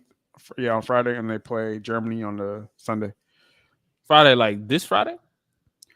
Yeah, a couple days. Mm-hmm. Oh, it's at 11 a.m. Oh, Friday. So I'm good. I'm off. Well, cool. I'll be watching that. All right. So the last topic, you got to pull this one up too, Drew, to like get my my computer situation. Oh snap! Yeah, Oh, we back I again haven't with done another this in a minute. crossover grid. Yeah, I haven't seen this one yet either. So it's gonna be new to the both of us. Last time we did this, I think we did great. And I think we got them all right. Really, we did. They just hold you Yeah. on the T-Mac thing.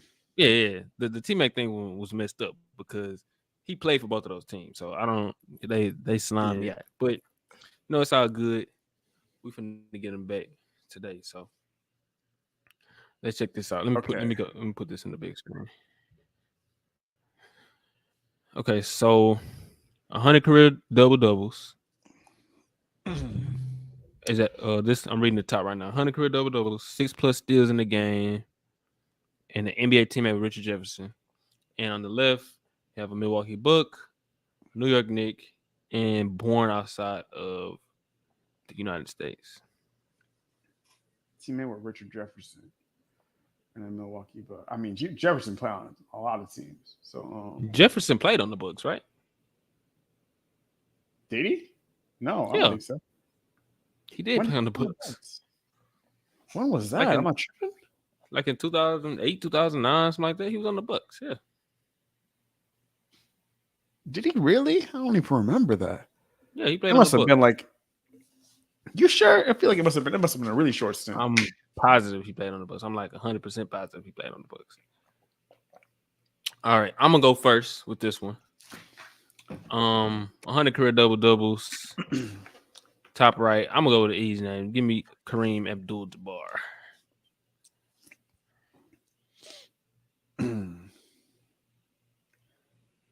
Well, you got to put it in, Drew. No, I know. I'm thinking like trying to think of one harder though, but no, let's do it. Oh, no, we could do it. We could do it. Only 19% of people said that actually, so that's surprising. I think a lot of people was thinking Giannis or something. Well, they probably remember him as. I mean, that's got to be on there. I would think he's at 100 right now, probably, right? Yeah, of course. 100 double doubles, yeah. Yeah, he got to be. Knicks 100 career double doubles. Now I wonder when they do this, because I feel like, is it that they had to have it as a Knick or that they had to have it period? Because I feel like they had to have a period, right? Yeah, it's just period, and they played for the Knicks, and they play because that makes a lot. I think that makes it too easy in some ways, but give me your pick, and then I'll see if my pick is less likely. Because I have one off the top of my head that I'm like I know he had it. I'm trying to think of somebody else that might be more. 100 career double doubles, and he played for the Knicks. Yeah, I'm trying to think of somebody else that might be more like one that's super easy, but I'm not gonna say it. Like like Patrick Ewing or something. You're thinking? Yeah. I feel like that. But see, that's what makes me think. Like, is it a lot of people going to say that? This might be a dumb question, but you think Carmelo has 100 career double doubles? I feel like he probably does. Like overall total career, like he's gotten a lot of high rebound games. Yeah. He had to have. Like you got to factor in like. Oh, you know what? I'm gonna say one that a lot of people not going. Does he have this? He should. Yeah, a lot of people not gonna think about. But mine. Well, you already have yours. Well, I'm gonna say two. And then, okay. Well, actually, I'll say one. I'll say one. Then you say one. So Amari Stoudemire is one I was gonna say. Okay, that's a good one. I was gonna say Jason Kidd. Oh yeah, because he was a Knick. He definitely has it. Yeah. Tyson Chandler's another one. He definitely has it. Yeah, Tyson. Yeah, and I thought about Melo too. Which one you think is more? I feel like Kidd might be the more surprising one because a lot of people forget that he was only there for like 2 years. I think. Yeah, he was at the end, like of his time. He was trying to get something going with Melo and them. Let's go Kidd because I feel like it might be a lower percentage. Yeah, 3%. Low as hell. Yep. Because a lot of people just you think the Knicks, you just don't think Kidd like that. Yeah, you don't think Jason Kidd. Shout out Jason Kidd, man. One of my favorite point guards of all time, man. Born outside of the U.S. You know, it's crazy. We probably could use Jason Kidd for the 6 steals though with Knicks. but we can probably find somebody else. Six plus steals in the game. I think that one might be the hardest one. I ain't gonna count. I don't think so. I think I could, because I feel like I mean, maybe I'm wrong. I feel like Drew Holiday probably did that. No, maybe Should have. Some point in his career. I feel like there's a throwback. Sidney Moncrief. I feel like he probably did that. People don't know about Sidney Moncrief. Yeah, I feel like he might have did that. He was a great defender. Sure. But I wonder if he had 6. I feel like he probably did have 6 steals. I feel like he probably like. What you think? What's another like a low key rare Bucks player that's like a. I'm trying to think of who was on that Milwaukee team with Richard Jefferson though. Was he on one of those teams with Gerald Henderson and I think he was on that team with him. I'm 100% certain he was a Buck, Drew. Like I'm 1,000% sure he was. Like now that I'm starting to think about it, I'm remembering like maybe it was like that dark green Bucks jersey, right? Like that dark one with the red Bucks logo. I feel like it might have been that. Maybe like the red Bucks lettering. Mm-hmm. Maybe I feel like I could picture that. I'm just not really remembering what year that he played for them though. He definitely played for them.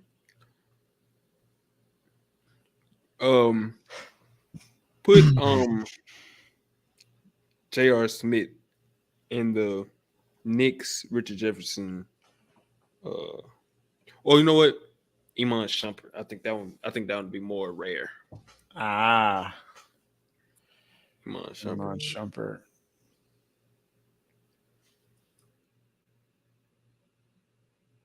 Damn. Wow. 19%. I mean, yeah, not bad. I mean, I feel like it's probably because a lot of people are just remembering RJ with the Cavs. Yeah. Even though that's not really where most of his career was, but yeah, he was a journeyman for sure. He's on some good teams. Though. Yeah. The Nets teams was really his biggest like mainstay, really. Teammate Richard Jefferson.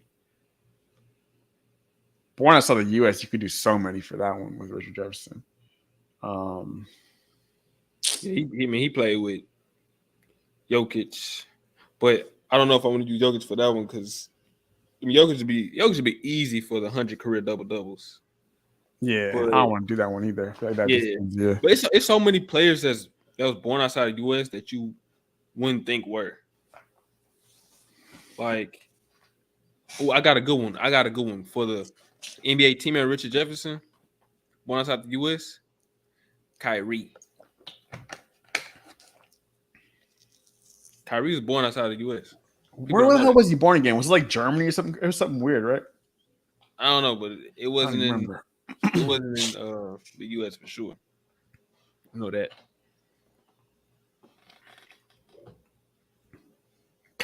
Was Dellavedova on the team that Richard Jefferson was on? Or no, am I tripping? He wasn't, right? Yeah, he was. Dellavedova was. Yeah. Yeah, because he also was outside the U.S. He Dellavedova was a Buck too, I believe. Yeah, Dellavedova was a Buck too, so we could use that one. Hey, Dellavedova for the Buck one and Kyrie for the outside the U.S. Let's do I'm surprised how many people actually said it. Damn, that actually had a lot. What the hell? I guess. Dang. Okay. So we got 4 more. Stay perfect, man. Stay perfect. 6 steals a game. Play for the Bucks. So we got who we said? We said Drew Holiday. We said Sidney Moncrief. Yeah, I feel like either one of those probably got it. Man, I hope that. Which one you think? I feel very strong about the Drew Holiday one, but Sidney Moncrief, I know he was known for like getting a lot of steals too. But I just don't know if like he got 6. I don't know. Yeah, I feel like he had to have like he played a lot of games with the Bucks. Like, okay, which one you think would be more rare? The Moncrief one, but we got to hit all the guests. You know, let's come back to that one. Okay. Let's come back to them because we don't want to blow all the chances right now. Yeah. The born outside the U.S. 100 career double doubles. That's can be so many guys. Yeah. I mean, you got. I was thinking Steve Nash because you said kid. I was thinking Nash. Yeah, Nash. Because he definitely got it. You got shoot Dirk Nowitzki. A million people. You could probably. There's like I'm trying to think somebody that would be rare. Somebody that'd be rare on there. Trying to think of like some. You think the bonus? Well, what was he born? I don't know. I don't know where he was born. Never mind. He's born outside the U.S., but I don't know if he has 100 yet. Does he have 100 yet? I don't know if he's at 100 yet. I wouldn't be surprised. I mean, he's been in the league for a while. Grabs a lot of boards. Sometimes he gets double. He gets double doubles with assists too. A lot of time. Oh, Wembanyama. No, I'm just playing. Steven Adams. That'd be a good one. Think of the most Jonas Valanciunas.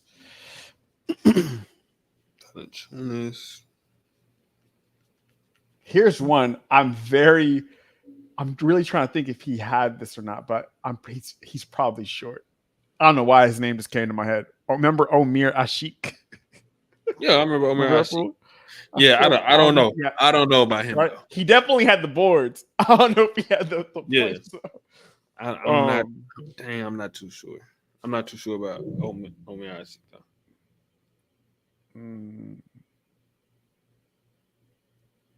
Definitely Enos Freedom. He definitely had it. I'm pretty sure he had it. Enos Cantor Clown. There's got to be some other obscure like foreign player that we're forgetting that like was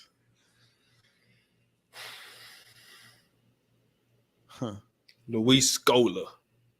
Do you think Luis Scola has 100 career double doubles? I think he has to have it. I feel like that's a good one. He definitely. I would be so mad if he didn't. Oh, you know what? No, you know what? Because he wasn't a rebounder like that. He wasn't. No, you're right. Yeah, he get the points, but he'd usually be like 7-8 rebounds. Yeah. Like he averaged around like 7-8.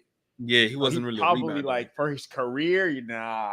He's probably like around like 60 or something like that for his career. Now I'm thinking about it. No, what about? Nah.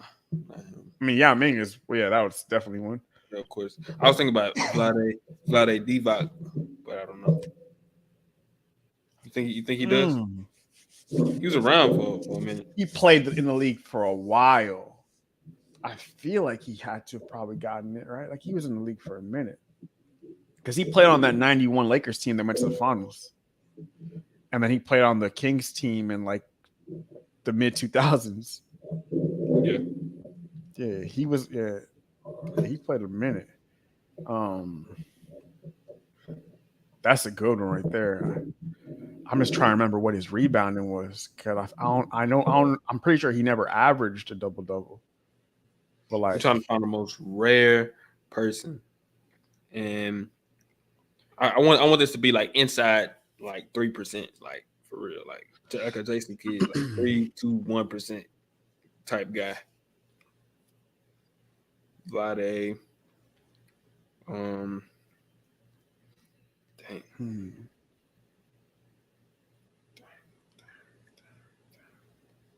What was that one dude's name? I am blanking on his name right now. Oh my gosh. He played for the Timberwolves. He looked like a caveman. But he played for the Timberwolves in like the late 2000s to like early 2010s. He played with Kevin Love? He played with Kevin Love. He was like a broad looking dude. His last name was like Petrovich or something like that. Yeah, isn't it like? Yes, it's close to that. Is it Petrovich? It's Petkovic. Pekovic. Some type of bitch. Yes. I wonder. I don't know if he got it though. He definitely was like a big rebounder though. Mm. Probably didn't get enough though. Yeah, I don't know how much he was around. I don't think he was around enough. But, yeah, I don't know why that dude just came to my head. Freaking Pekovic. Oh man, I can't even remember his first name, and I don't know why I'm blanking on him because I know his name. Whatever. Either one of the Gasols, 100%. But they probably too. I mean, I can see it. Watch it be surprised that one of those dudes be low. Man,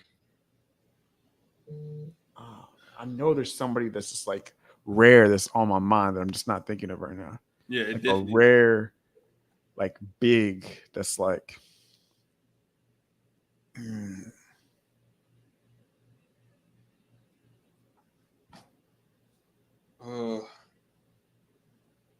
What's the dude who played Bogut? It don't even have to be. It don't really. Bogut would definitely be on there.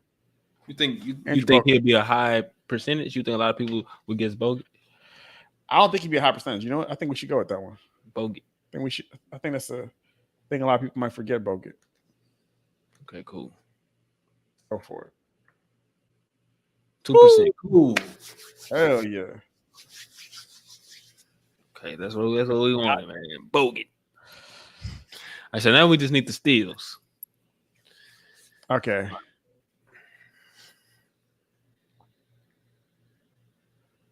The steals. Born outside of the US. There's one off the top of my head. I know he got the steals outside the US. Hakeem. I don't know if everybody would say Hakeem for the steals though, so I feel like that could be a low one because a lot of people wouldn't think Hakeem for the steals, but he got a quadruple double. Yeah. So I know he had the 6+ steals. Because facts. So Hakeem would be a good one because I feel like but I'm trying to think of maybe anybody else. But that's one for sure. Hakeem. And who else born outside the US that would like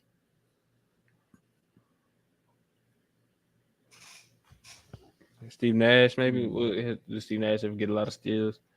I feel like a lot of guards could probably have it, so I wouldn't be surprised if he's probably had it. But another dude, Ginobili. I feel like Ginobili might be up there, but I feel very confident he probably had 6 steals, but I don't know. Would that be a high one? People probably say Ginobili. Let's go Hakeem. Let's go Hakeem on that one. Just because I feel like people are going to be thanking him for the steals, even though he was a big steal dude. 9%. Okay. 9%. Okay, that's good. That's good. Let's stay inside 10% these last two, at least. All right. So I think Drew Holiday definitely would be like a high percentage guy. And probably currently on there. Yeah. Probably Moncrief too. I'm thinking of a defender who was great, but who had played for the Bucks, but wasn't known for his Bucks tenure. I see what you're saying. That's what he might got traded there. Yeah, like AI never played for the Bucks right now. He played for Detroit. Nikola. It was Nikola Pekovic. Yeah. Nikola Pekovic. John Starks for the Knicks. John Starks. I thought about him too. Yeah. But I feel like that could be, it could be a high one. It could be, that's definitely probably one. But John Starks. Okay, which one you thinking about? I'm gonna think about the other one. I was thinking about the Bucks one, but I could. It's up to you. We can do either one. No, you know what? We can work together. So we can do Bucks first. The Bucks 6 steals. Drew Holiday probably high. You think Giannis? Does Giannis have a high steal? Oh, he'd probably be a I feel like he'd be a high pick though. Yeah, I think he probably does. Probably does have a 6 steal game, but who was a Buck? That's not Ray Allen. Ray Allen has a high steal game. You think? Nah. I don't think 6 so. steals? It's possible. It's possible, but I don't think. I feel like I don't really remember him having a lot. I mean, but then again, like he could have had it back in those Bucks days, though. I don't remember him having like high steals like that with the Sonics or the Celtics. But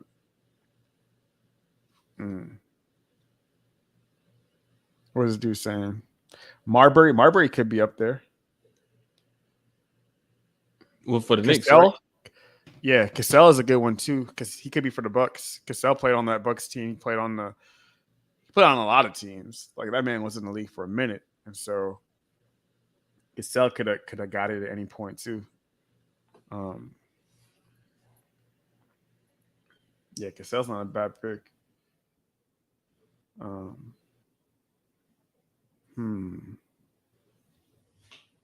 really trying to think like somebody that's like that like had a short stint with the Bucks.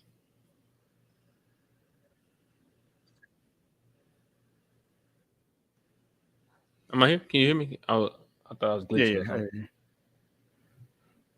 This man said Michael Redd. Would Michael Redd really have steals like that though?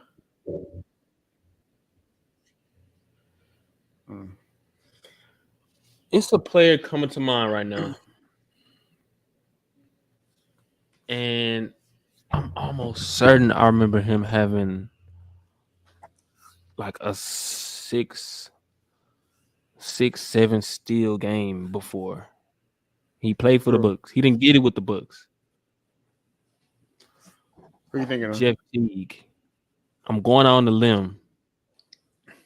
And I think he had a game like that. Probably with like the Hawks or something like that, probably, right? Yes.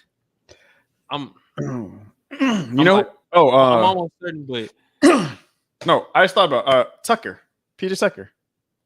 He definitely had high steal game. I'm pretty sure he's had like 6 steals. No, I'm sure he's had 6 steals with the Rockets before. Like I'm very confident. Okay. He had like a 6, 7. Yeah, he's had a high steal. He had some high steal games before. I think that's a low percentage too. So PJ, we going PJ? Yeah, I'm gonna go with Tucker. Wait, why aren't they giving it to me? But they tripping. Okay, there we go. Oh shit! 1%. Oh, that was tough. Oh, that was tough. Okay. Because I mean, he was only a Buck for like literally like what, like 4 months, something like that. Because he played that year, like the end of that year, freaking championship. Yeah. He was. Man, that was tough. That was tough, Durango. Yeah. Let me look this up real quick too. See if Jeff T got that. But yeah, Brandon James wasn't a bad one either because I'm pretty sure he probably got it.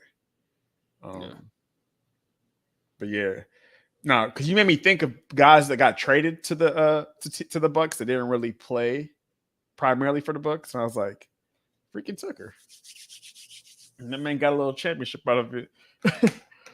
But yeah, that's the one. Okay, so Knicks. I feel like a lot of the guys he said are all probably up there on there. Marbury, John Starks. I'll be shocked if Marbury didn't have it. But it's probably a high percentage on that one. Yeah, Starks. I think Starks for sure would be high. Who else were like the guards on the Knicks that I'm blanking on over these years? Rose was on the Knicks. I feel like Rose might have got a 6 steal game probably. But I'm not as confident about that one. Raymond Felton. He's fat. I remember he was on the league. Chubby ass. I don't know if that man got 6 steals though. But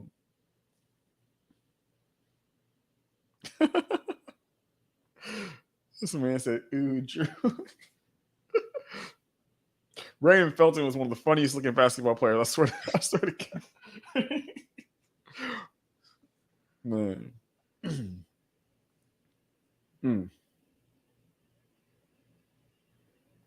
Trey Burke. That's this dude said Trey Burke. I don't know if that man got 6 steals though. Should we roll? Should we roll with our guy, the casual? For who? One of He his said picks. he said so many names. He said so many guys. Like I'm sure, like Marbury and John Stark's probably on there. Trey Burke, I'm not as confident on because I don't know.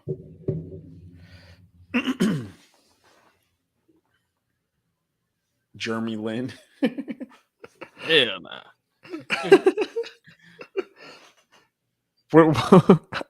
I wonder if he did have 6 steals. I wouldn't be surprised if it comes out that this man has 6 steals.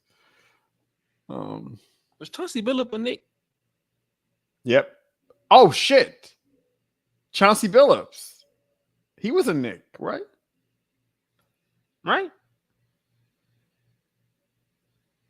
Wasn't he a Nick? No, he was a Nugget. He was a Nugget, but didn't he also become a Nick like late in his career? After that, or am I tripping? I feel like he was a Nick. He was on a team and like he like broke his shit. Like his shit got just destroyed. Like I remember, like it was the end of his career. I feel like that might have been on the Knicks when like his shit just got like messed up. Like he like had like his career and he had like a final injury. Like when he was like, I think he like broke his kneecap or tore his ACL or something happened. I remember. I want to say that was on the Knicks.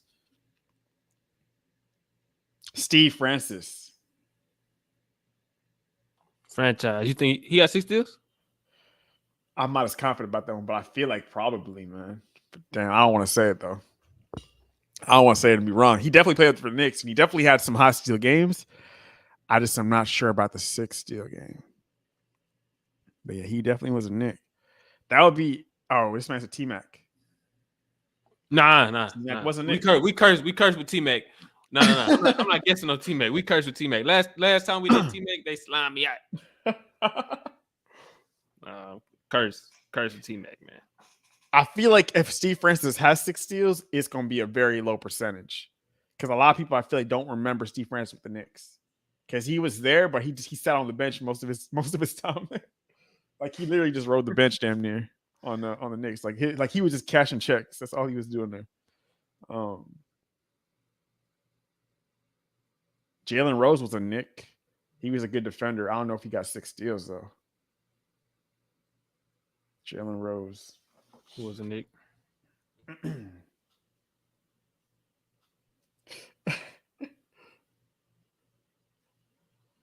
I really don't know if T-Mac even got 6 steals, but I feel like he probably did. Like I'd be like, I don't know.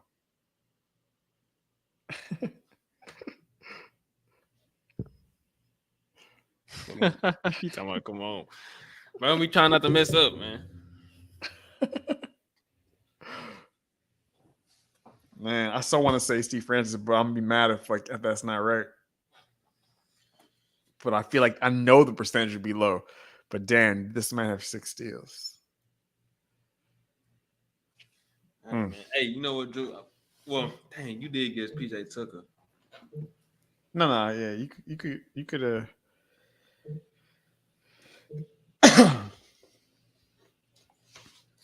like we can go for the shirt thing and be 100% on no misses.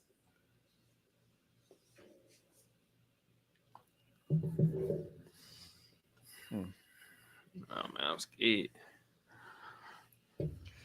I just don't really remember like. Oh fuck it. Let's go with Starberry. Marbury. All right, let's do it. Starberry for the win, man. Stephon Marbury, I swear if you 3%. Let's go. Ooh. Let's go. Hey. So these are the most common ones. You go to the down. So Kyrie was the most common one. I know Jokic was gonna be high. Patrick Ewing was gonna be high. Giannis, Jrue Holiday. Dang, I'm mad we got the most common ones for those two though. Deli and Kyrie. I'm surprised. Who's that in the middle? Why they just got his silhouette? It doesn't even say. Let me go see. What the hell? I'm dead. It just doesn't say. Somebody so old they don't even got their picture on this shit. Probably was like Walt Frazier or some shit. I bet it was Walt Frazier.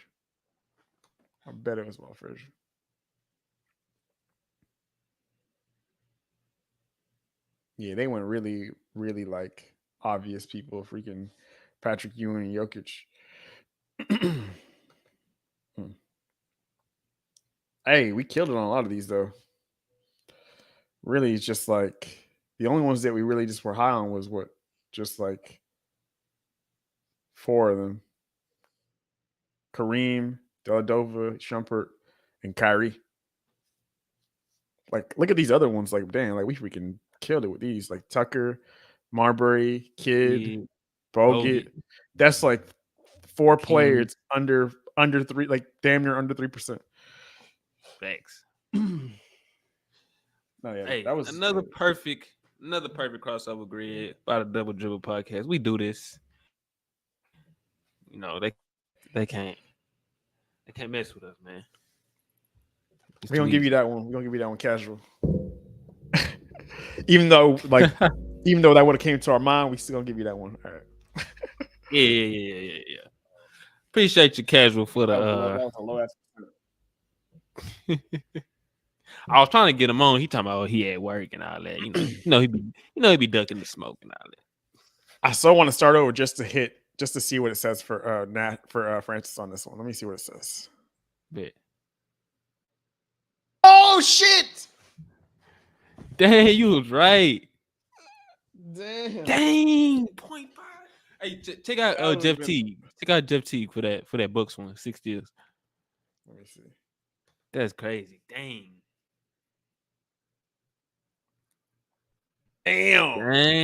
Was he lower than PJ Tucker? No. Tucker was 1.1. Okay. But both of those were low as hell though. Both of those were low as hell. Yeah. Huh. All right, man. We gotta wrap this episode up. This was a fun one. Sir. I gotta work super early in the morning. But appreciate everybody who tapped into the podcast today. I had a few technical difficulties, but we pushed through. Make sure you like the video for us. Follow us on IG at Double Dribble Pod. You got anything else to say, Drew? Nah, man. Let's close it out. All right. That's a wrap. Catch y'all on the next one. Yes, sir. Peace out.